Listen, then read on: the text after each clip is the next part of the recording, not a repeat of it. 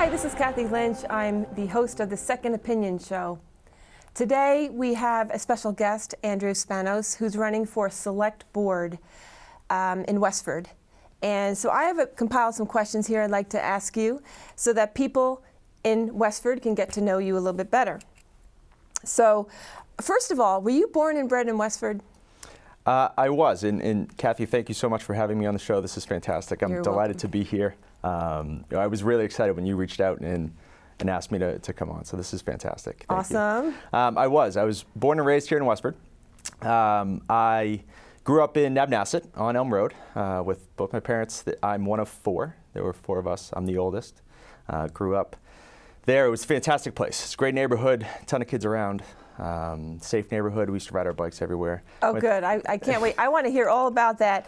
But first, let me ask you some questions that I think the audience is going to want to really know about. Sure. What schools do you attend, and where do you work? And tell us about your family and your hobbies. So this will give us a good idea. Who is Andrew Spanos? Yeah, no, it's a loaded question. It right? is. There's a lot of parts to that question. So I attended the Nabnasset Elementary School.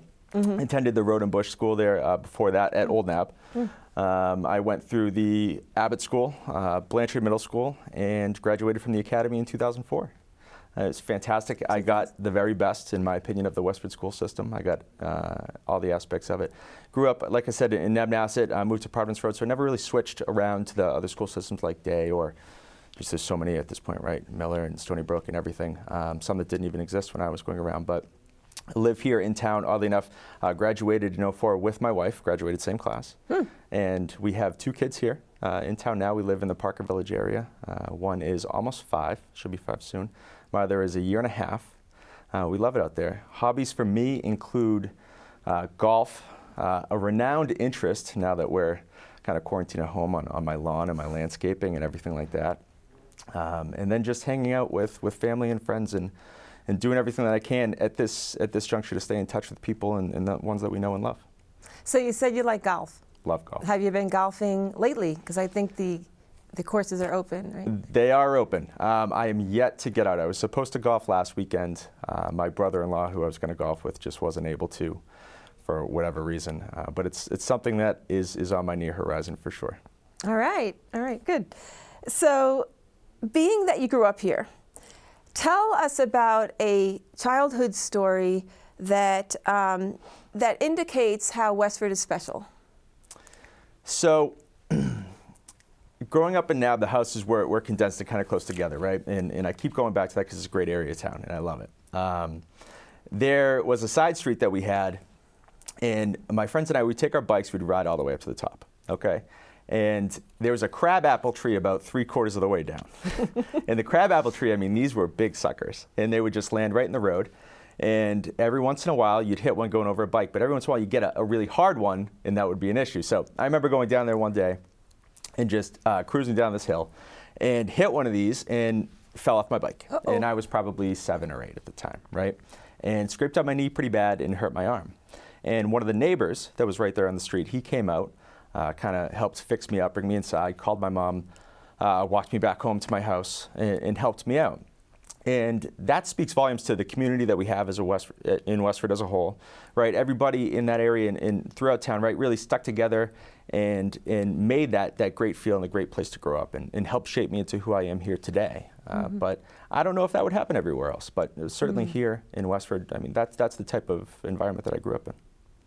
That's great. So you have little ones. That's a very special time in your life, I'm sure. Certainly. With the little ones.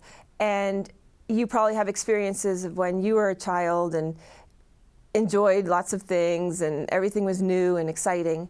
So what do you hope to show your children that kind of gives you a chance to relive it and enjoy it with them through their eyes around here? Yeah, so you know, there's just so many different things that are available now that weren't available when I was a kid, right? So just experimenting and experiencing different things, whether it's the bumper boats at Kimball's or taking them to go mini golfing there, right? That didn't always exist when I was a kid around here. But still, there are some great things like, Sandy Beach, right? Down Enmore Road, I believe it is, or whatnot. There's other little areas of town that are just great to go to. And, you know, as a kid, not many kids get to go to a lake, right? We're lucky enough to have Namnasset Lake, or Namnasset Pond, as some people like to call it. And not everybody gets that, but going back down there helps me relive part of my childhood too. And I know that there's a playground down by there now too.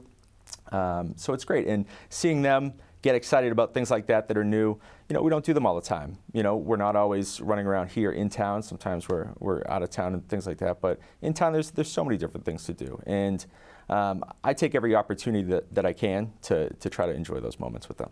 That's great. That's awesome. All right, so how are you involved in the community? I'm sure you must know certain people in the community and have done something somewhere. Yeah, no, primarily my involvement before my select board candidacy was in sports, youth sports and activities. I participated in them growing up. My brothers played youth sports. I used to coach their teams. Back when the Westford Flag Football League, which many will remember and participate in now, I was involved from the very beginning of that. And I can tell you it was myself and Rick Boyd, who doesn't live in town here anymore. But we got together, we developed this team and this program. We heard about a national competition for these flag football players, and we weren't quite ready. We're still a very young league, but we put together a ranking of these players that wanted to participate in play, and kind of constructed them all together and brought them to this regional championship where we won. We completely beat everybody, and then went to nationals and placed 5th in the country or something like that. So just getting in at the early level right there, I think helped set the ground floor and got some more excitement to that league. And the league is still around here now, and I know there's a huge number of kids that participate in it. Not necessarily were there that many to begin with, but on the political front and the town government front, this is my first jump into it, and it just felt like the right time here for me to get involved and to step in and do my part and give back to the community that's given so much to me. And you know, before that, I felt that it was helpful in other ways where the kids can align with somebody that's a little bit older to them and still have fun and still remember what it's like to be a kid participating, and that it's not all about winning, and that teach them that it's about having fun and meeting friends and having experiences that you'll have for the rest of your life. And that was the question I was going to ask you. You kind of already jumped the gun on that, but why did you decide to run? What, you know, out of the blue, not having run for anything before, you decide you want to run and for select board. So what was it that got you to run for that? So I was talking to my uncle here in town, Dave Guthrie, who's a builder, and he was filling me in on some of the different things that were going on in town. And I had some ideas. I bounced them off of him. He has a bunch of friends in town and previous select board members, Jim Sullivan, who I'd run some ideas by. He'd kick back and say, yeah, it's a good idea, or maybe you could tweak this, or did you know this was going on? And just got a lot of feedback in general. And I took that feedback, formulated my own thoughts, and I like to put it out there. And I said to myself, this is really the time. And I think that, you know, everyone's done a great job here running the town thus far. It's just, I want to put my spin on things and sit on the board and try to build on something that's already been great, to be honest with you. So what makes you uniquely qualified? I was going to say, so my background, because I knew you were going to go there, is in corporate finance. Okay. I went to UMass Lowell, graduated from there with a corporate finance background. I run and manage 3 small privately held companies. One of them is Inc. 5000 credited, which is great. We're located out of Woburn, Wellesley, and Westford, so local as well. And you know, I have a unique philosophy as a managing partner there, where we really manage from the top down, but also from the bottom to the top.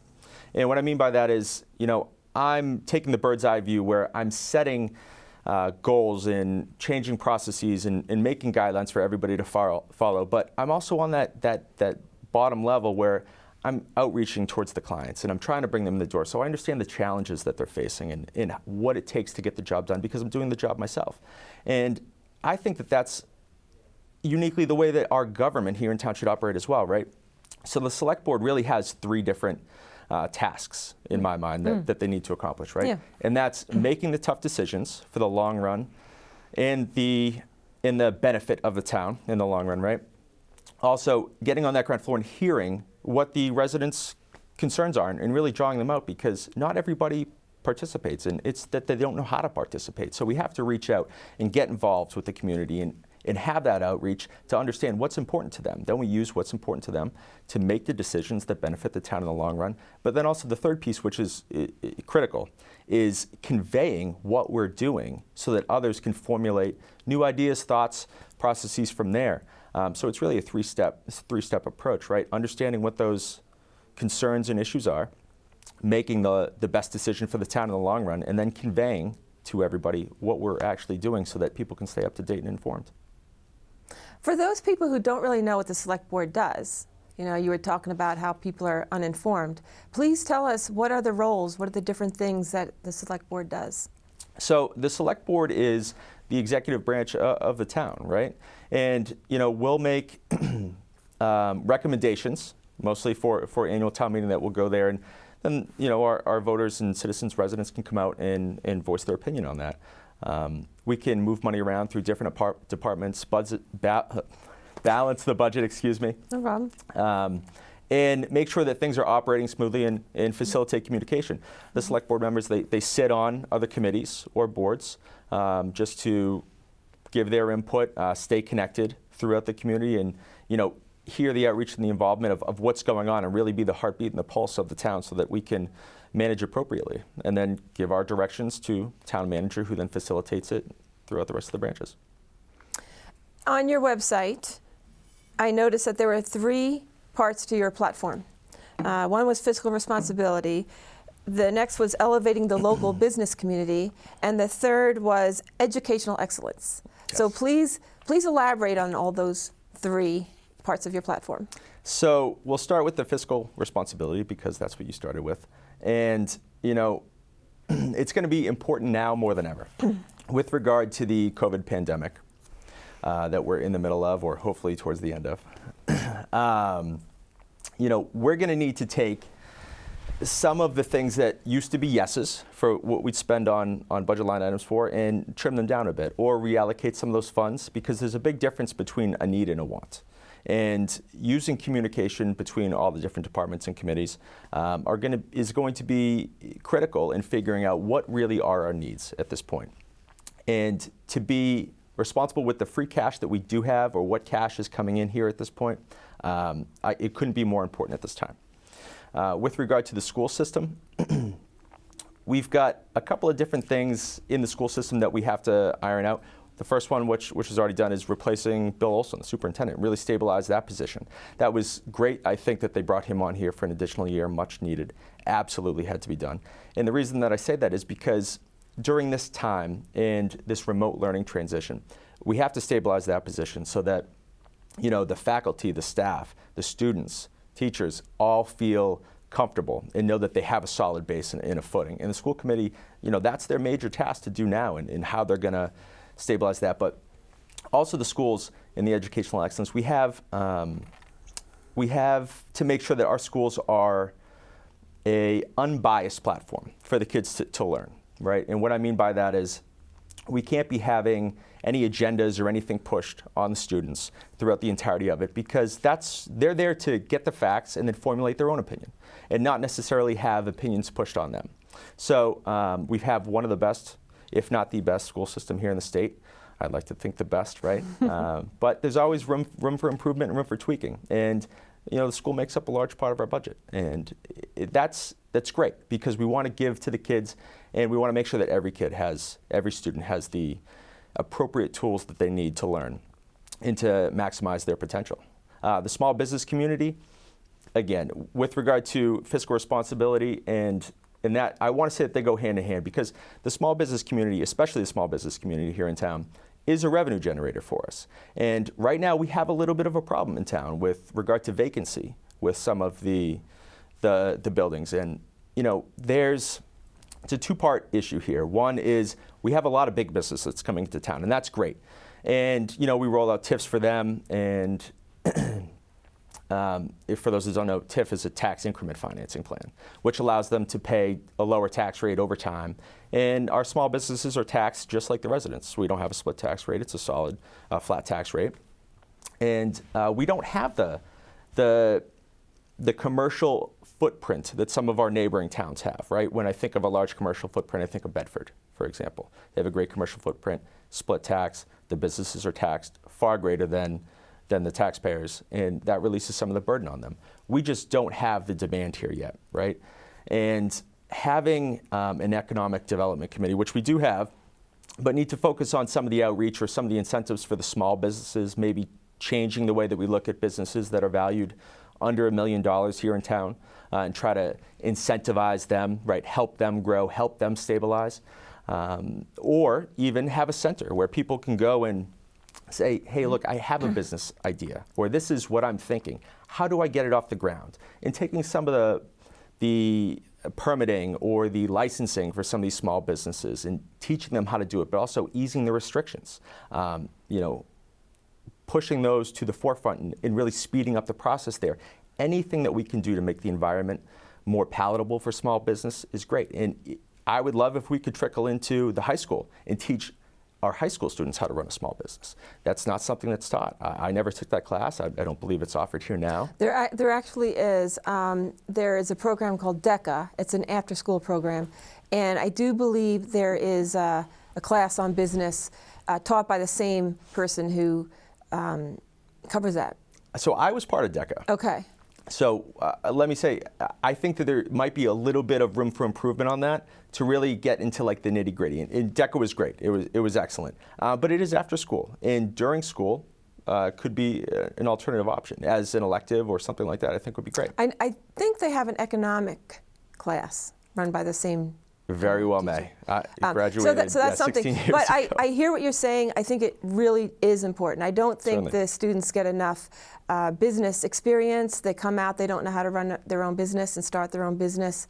And so I agree with you, whatever can be done to improve that. And I agree with you also with the small business. I think it's really important, and it is the bread and butter of society. These are the people that we can support and we want to support for our local economy. Certainly. So I'm right there with you on that.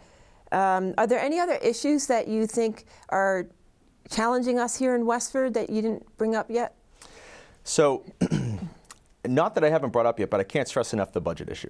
There's going to be a lot of things that come into play here. As has already been outlaid, we're probably going to have $1 million revenue shortfall. We're going to be losing a lot in state and local aid that comes in. With regard to the local aid, I believe we're down 20%, so $3.9 million that we're going to be missing out here on this year. And to further the local aid point, it's been stagnant for some time, and what I mean by stagnant, the costs are not keeping up with what we're receiving. Okay, our costs are exceeding what we're receiving in local aid. And that's something that our legislators have to push harder for. And, you can call them, you can write them, you can email them, you can reach out and say, listen, this is what's important to me. And a lot of that money comes in from the Chapter 70 funds, right? And that's earmarked for the school, so it goes right there. And I think you'd be hard pressed to find any residents here in town that aren't passionate about the school system, whether they have kids in it or not. Right. Those that have gone through the school system and are still here in town, even though they don't have kids, they still have an underlying passion or love for the community in that sense. There does seem to be an insatiable appetite for money for the schools in this town. Sure. And because our tax dollars go to the state, it does need to come back to us if we've put those tax dollars forth. Sure. So the COVID-19 is a big topic. We're all living amidst this. How do you think the town and the state are handling this so far? So it's great in the sense that we're aware of it and we're paying attention to it and we're treating it seriously. However, I think that there is some room for improvement to let people make their own decisions and decide when it's time to get things back up and running and when it's time to be able to do certain things. Because to bring it back here more locally, we have restaurants, other small businesses. I've been speaking to some of them. They don't know if they're going to be able to open back up. And a lot of them were required to close. So, it's a tough balance there, right? But it's one that also we need to let people take into their own consideration, right? Do I want to go out? Do I have underlying health conditions? What is the real death rate with this, right, that's going on? And let them make that that call for themselves. Now, I understand in the middle of a pandemic, it is what it is, and not everybody knows all the facts. So we do have to follow some general guidelines. But at some point, we need to get things back up and running and started, because there are businesses that depend on it, and that business, that income from the business, the revenue trickles right back in, and those business owners live amongst us. Yeah, it's a very big issue right now, and you have to wonder if the cure is worse, or what is it? The problem is worse than the cure is worse than the problem. Right, exactly. I mean, either way, it's a conundrum, but we don't want to close businesses down, right? So that they can't even put food on their table because they don't have any money coming in. Right. And then our tax revenue goes down as well. So it really is a big mess, and one of those issues that I really think the Select Board will have to pay close attention to and navigate that well so that it's best for everybody, right? Agreed. Absolutely. So it sounds like you have an understanding of the conundrum we're in. So in government, we have a lot of corruption surfacing in the news, and people of integrity are needed in every office. Mm-hmm. Do you believe you have integrity, and why? So I think everyone has their own definition of integrity, but the best one that I've ever heard, and I think that most people stick by, is integrity is doing the right thing when nobody's watching. And I always pride myself on that, absolutely. There are multiple opportunities where people can turn a blind eye or take or just have their hand constantly out, and that's not the type of person I am. To give a good example of that, during this COVID-19 pandemic, my workforce for the company that I'm a managing partner at, we've kept everybody on the payroll. Our capital markets are completely almost frozen to this point, so they're not really able to facilitate the transactions with the private equity companies that we're normally used to doing. What we've then transitioned to is looking at dispersing some of the government's PPP funds, which we're not paid on, but giving that into the hands of the local businesses that do need them. We are operating nationwide, but we do have an emphasis on the local businesses and trying to help out as many as we possibly can. So to steer back to your question, do I have integrity? I'd like to think that I have. And I believe that anybody here in town that you would ask wouldn't have any questionable things to say about me on that aspect. And if they do, I'd love to speak with them, maybe iron out what could have possibly happened. But it's extremely important in government on every level, right? Mm-hmm. Mm-hmm. But here in town, I would like to put my hat in the ring. Not that I've heard about too many things going wrong or awry, but just know that the voters and the residents can count on me, and to understand that I'm always going to be doing the right thing, even if they're not right there at the meetings. All right, so we do have a little bit more time. I wanted to ask you, there was a rally a couple of days ago with the death of George Floyd, and it was kind of a protest, and I know that there were some signs with Black Lives Matter on it, and so what do you think about that topic, number one? I mean, I know this is, it's a lot of people have different opinions on it, but what do you think? Tell us what your thoughts are on that. So, first off, with George Floyd, terrible tragedy, right? Never should have happened, not acceptable. With regard to the police force up there in Minnesota, it's just, it can't happen. It can't happen there, it can't happen anywhere. It can't happen in the countless other locations that's happened at. So, it's great when we can see the Westford residents demonstrating in a peaceful, correct manner, like it did happen in. I am in full support of that. I think that it's something that it's everybody's right to demonstrate and to protest what they believe like that. And it was done in a very classful manner when it did happen. I had an outreach from a young constituent here who heard that I was running, let me know that he was there. He did speak, and called me yesterday actually to tell me that he wants to get involved. And he wants to get involved with me in this Black Lives Matter movement, but not just in that, but also reaching out to other young voters here in town. And they're not sure how to get involved or how to start. And he was inspired by me running for office. And, it's something that I think a lot of our community has to get around. Luckily, we have a police force here in town in a services division that's been great. I don't know that we have any of these complaints or these issues. And starting locally and making sure that we're doing the right thing is of utmost importance. Right. We all have to work together and keep this town safe. Absolutely. So I'd like to give you some time to make some closing remarks to tell the viewers why they should vote for you. Yeah, at the end of the day, you have 2 votes when it comes on June 30th. I would urge you to use one of them for me. I was born in Westford, raised in Westford, as we were discussing. I'm always going to be looking out for the town's best interest. I'm a 3rd-generation Westford resident, hoping that my kids will be a 4th generation. It is extremely prideful for me to even be considered for the position here at this time. I want you to know that I'll always be looking out in your best interest.